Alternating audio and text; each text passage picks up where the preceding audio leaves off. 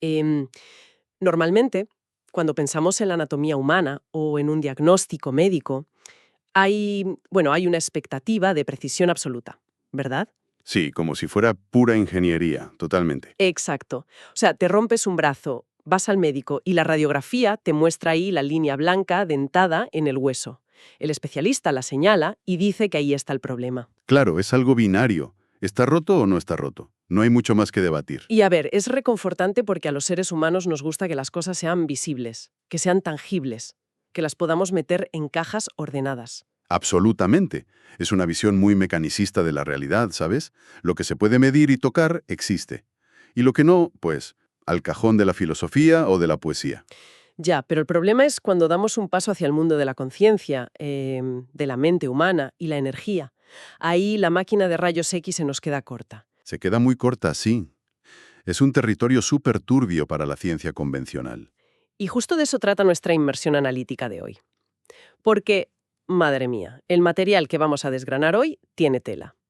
Nos vamos a centrar exclusivamente en el capítulo 5 del libro 2 de Shinen Kigon, escrito por Pang Min. Es un texto denso, muy complejo. Y, bueno, fíjate que desafía de frente nuestros paradigmas científicos más arraigados sobre qué somos exactamente. Totalmente. Yo diría que nuestra misión en esta exploración a fondo es intentar desentrañar una teoría revolucionaria sobre la mente. Y quiero dejar la premisa clarísima desde ya. Adelante, porque es importante fijar las bases. El texto no habla de la conciencia como un concepto abstracto, ni espiritual, ni nada de eso. La define como una fuerza material, o sea, algo con masa, con energía sutil y con capacidad literal de alterar nuestra biología y la realidad física. Es que eso es un salto conceptual enorme. Pasamos de ver el pensamiento como un subproducto invisible del cerebro, una especie de vapor sin sustancia. Exacto, un humillo ahí que sale de las neuronas. Claro, pasamos de eso a entenderlo como una forma de materia activa, una materia que ejerce una fuerza real. Vale, vamos a desglosar esto, porque el texto abarca medicina, filosofía, física, pero vamos a intentar mantenerlo anclado a la realidad para quienes nos escuchan. La afirmación central es que la conciencia es materia. Pero, a ver, ¿cómo fundamenta el autor algo tan audaz sin sonar a puro esoterismo? Bueno, para entenderlo, tenemos que introducir el concepto central de todo este capítulo. El texto lo llama el Ji-Yuan Ti. Ji Yuan Ti. Vale, eso es. El libro lo describe como el estado holístico y activo de las células nerviosas de nuestro cerebro. A ver, piénsalo así. El cerebro tiene miles de millones de neuronas, ¿no? Sí, una barbaridad. Pues cuando todas esas células interactúan, su energía y la información que procesan no se quedan aisladas en cada célula. Se fusionan, crean un campo unificado. Y ese campo es el Ji-Yuan Ti. Fíjate que a mí me llama muchísimo la atención que, para justificar que este campo es verdaderamente material, el autor cita a figuras del materialismo dialéctico. Menciona a Engels, a Lenin. Es un choque de mundos muy curioso. Es una estrategia súper precisa, la verdad. Y ojo, no lo hace como un manifiesto político, sino como una base epistemológica estricta. Claro, para asentar la teoría. Exacto. El materialismo clásico dice que el cerebro, que es materia, genera el pensamiento. Pues Pang Min coge esa idea y la lleva al extremo lógico. Dice que, si el pensamiento viene de la materia física en movimiento, entonces el pensamiento en sí mismo es una forma especial de movimiento material. O sea, no es magia. No, no. Es física. Física en un estado diferente, mucho más sutil, pero física al fin y al cabo. A ver, para que quienes nos escuchan no se queden en las nubes con esto, yo creo que la analogía del imán funciona de maravilla aquí. Sí, es muy gráfica. Si pensamos en el cerebro físico, con su materia gris y todo eso, como una barra de hierro magnetizada, el Ji-Yuan Ti, esta conciencia material, sería el campo magnético que la rodea. Totalmente. Tú no puedes agarrar un campo magnético con las manos, no puedes cortarlo con un bisturí, pero nadie duda de que tiene una existencia material innegable. Ejerce fuerza sobre otros objetos y transmite información. Es que es la analogía perfecta para ver el mecanismo. El campo magnético es materia en forma de ondas, pues el Ji-Yuan Ti es materia en forma de información y energía. Y claro, si es materia, la teoría dice que tiene que poder interactuar con otra materia. Y ahí es donde el autor nos suelta los experimentos, ¿verdad? Eso es. El capítulo documenta casos extraordinarios. Por ejemplo, Habla de un niño de 3 años en Pekín. Este niño, con solo tocar a su padre, podía percibir y decir en voz alta las respuestas a los cálculos matemáticos que el padre estaba haciendo en su cabeza. ¡Qué locura! O el caso de Wang Yucheng. Este hombre era capaz de leer nombres o fórmulas matemáticas que estaban escritas en un papel doblado, sin mirarlas. Sin abrir el papel para nada. Nada, totalmente cerrado. Incluso captó la intención de un profesor suyo de viajar a Bélgica solo percibiendo su actividad mental. El argumento del libro es muy claro. Si el pensamiento fuera inmaterial, no podría cruzar el espacio físico para llegar al cerebro de otra persona. Ya, pero claro, yo como lectora, y yo creo que cualquiera que nos escuche, me pongo un poco en modo abogada del diablo. Si la conciencia es materia, si es este campo medible y real, ¿por qué la ciencia moderna no lo acepta de una vez? ¿Por qué no tenemos, no sé, un detector de Yuan-Ti en urgencias? Bueno, lo fascinante aquí es cómo el texto diagnostica el problema estructural de nuestra ciencia. Argumenta que la ciencia moderna está atrapada en un dualismo tremendo. Una separación total. Exacto. Separa la mente de la materia de forma radical, un poco desde Descartes.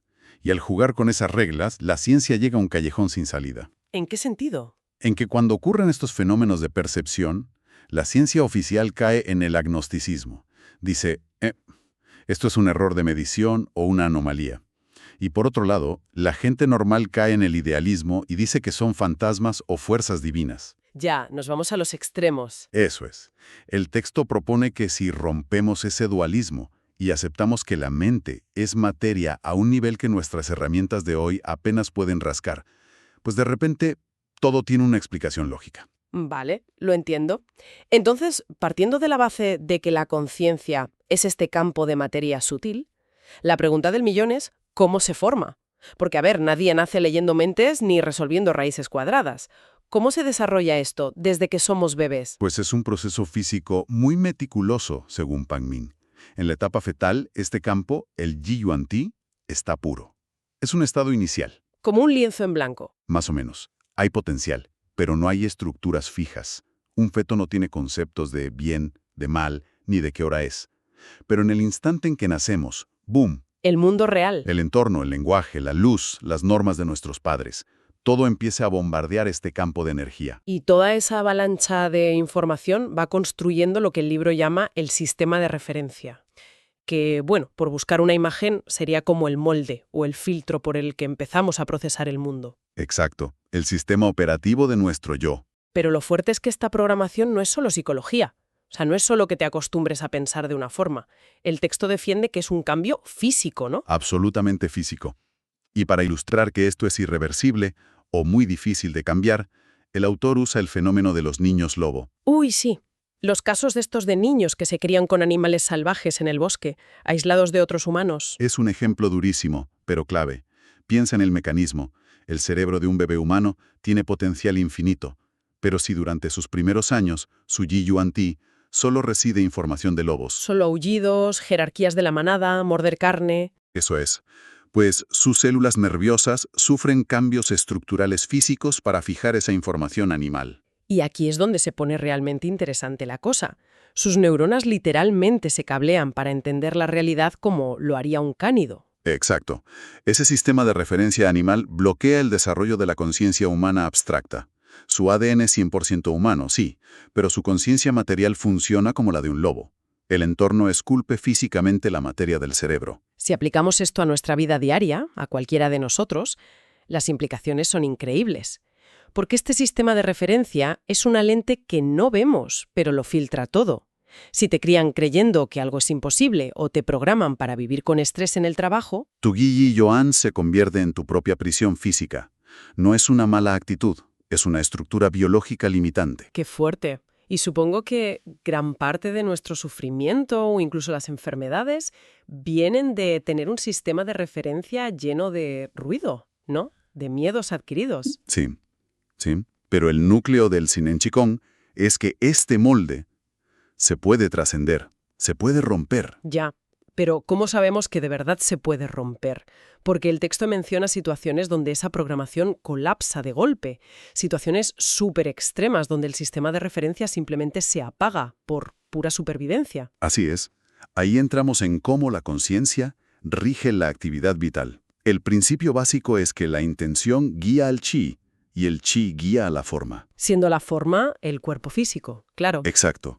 Tejidos, músculos, órganos. A ver, para dar contexto, esto es como el efecto placebo-nocebo, pero elevado a la enésima potencia.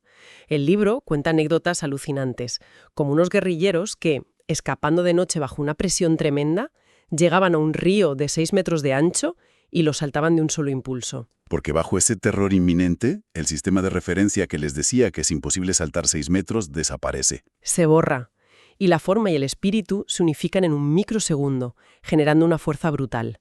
También habla de Wu Suitsu, un general legendario, que por la angustia extrema se le volvió el pelo blanco en una sola noche. Literalmente la emoción alterando la pigmentación en horas. Y si conectamos esto con el panorama general, vemos el lado oscuro de este poder. Hay un caso documentado muy trágico. Un trabajador que tuvo un accidente con un cable. Ah, sí. Este caso pone los pelos de punta. Murió en el acto. La autopsia reveló que su hígado y su corazón estaban destrozados, las lesiones masivas típicas de una electrocución letal. Pero luego la investigación demostró que el cable no tenía corriente. Vale, espera, porque aquí yo exijo una explicación física. ¿Cómo puede un simple pensamiento desgarrar un corazón humano si no hay electricidad real? El mecanismo es la movilización extrema del chi interno, de su propia energía vital.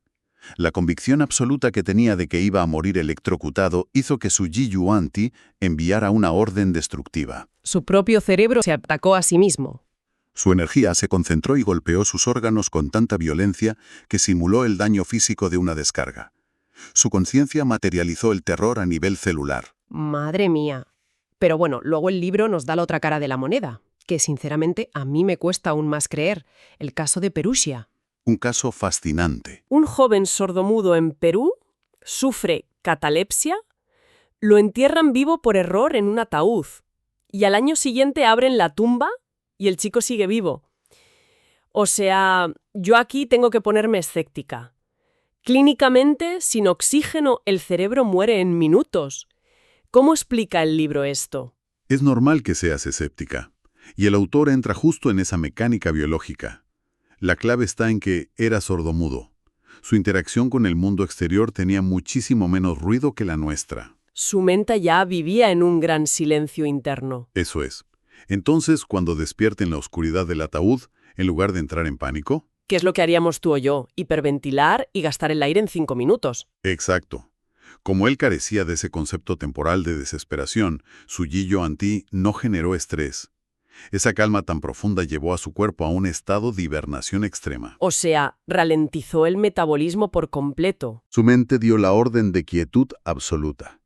Eso detuvo el consumo de oxígeno de las células a niveles indetectables y preservó sus órganos. Vale.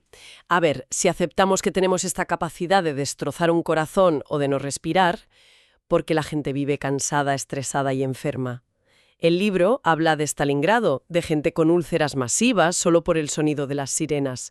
Si somos tan poderosos, ¿por qué nos autolesionamos con ansiedad en lugar de curarnos? El problema es la fragmentación. Nuestra mente promedio está rota en 1000 pedazos. Nuestro Ji Yuan Ti recibe estímulos todo el rato. El móvil, el ruido, rumiar el pasado, el miedo al futuro. ¿Una dispersión constante? Y esa dispersión agota la energía vital, creando enfermedades. El entrenamiento busca unificar ese campo, porque cuando se unifica, según la teoría, no solo sana el cuerpo, sino que cruza los límites de la piel. Y ahí entramos en la parte más peliaguda, modificar el mundo exterior. El texto dice que la conciencia tiene selectividad y permeabilidad. Para entender esto, sin sonar a Hogwarts, hay que definir el Qi Hunyuan. ¿Me lo resumes un poco? Claro. El Qi Hunyuan es la materia fundamental, la sopa de energía sin forma que compone todo el universo. Una mesa, un reloj, tú y yo, somos Qi Hunyuan condensado. La teoría dice que nuestra mente unificada comparte esa misma naturaleza y por eso puede interactuar con objetos inanimados. Y menciona experimentos modernos, gente que, solo enfocándose, subió la temperatura de un termómetro electrónico a distancia. Pero luego llega a Zhang Baosheng, y aquí, por favor, explícamelo. Logró sacar un reloj de dentro de una botella de cristal sellada, sin romper el cristal. O sea, dos sólidos no se pueden atravesar. La mente súper entrenada de Zhang penetra la estructura del reloj y del cristal. Su conciencia emite una información tan intensa que descompone temporalmente el reloj material. Lo devuelve a su estado de energía original, a Qi-Hun-Yang. O sea, lo disuelve en energía pura. Exacto. En ese estado sutil, atraviesa los espacios interatómicos del cristal. Y una vez fuera, la mente retira la instrucción y el reloj se recondensa, vuelve a ser sólido. Buf. A ver, entonces, ¿qué significa todo esto? El libro nos dice que la meta es volvernos telépatas o volver a un estado místico primitivo, como dicen otras tradiciones antiguas. Esa es la pregunta importante. Y Pang Ming marca una diferencia tajante. Critica a ciertas ramas del budismo o taoísmo que buscan aislarse, anular la mente y quedarse en lo que él llama el vacío obstinado. No quiere que nos vayamos a una cueva a meditar, y ya. Para nada. No es un retroceso. Es una espiral ascendente. El universo empezó como materia ciega, pero con el cerebro humano ha despertado. Somos el universo adquiriendo conciencia. Dominar este campo no es para escapar. Es para dejar de ser criaturas reactivas programadas por el miedo y ser verdaderamente libres. Transformar la sociedad con una intención unificada. Un cambio de paradigma brutal. Por resumir este viaje, la mente es materia sutil. La sociedad esculpe esa materia desde que nacemos. Pero si aprendemos a unificar nuestra conciencia, podemos alterar nuestra biología y la realidad física. No somos observadores atrapados en un cráneo, somos participantes físicos activos con cada pensamiento que sostenemos. Y fíjate, me gustaría dejar una reflexión final a quienes nos escuchan. Si el pánico fragmentado de un solo hombre pudo destruir su corazón, y una mente serena puede detener el metabolismo humano para sobrevivir bajo tierra, ¿qué realidad estamos construyendo colectivamente ahora mismo? ¿Con tanto estrés y distracción digital? Exacto. Vivimos en el ruido constante. Si cada mente es un campo magnético emitiendo información, ¿qué pasaría si decidiéramos como especie unificar nuestra intención hacia la salud y no hacia el caos? Nos quedaríamos sin excusas para no cambiar el mundo mañana mismo. Creo que es hora de aceptar que la verdadera herramienta para diagnosticar la realidad no es una máquina externa, sino nuestra propia conciencia.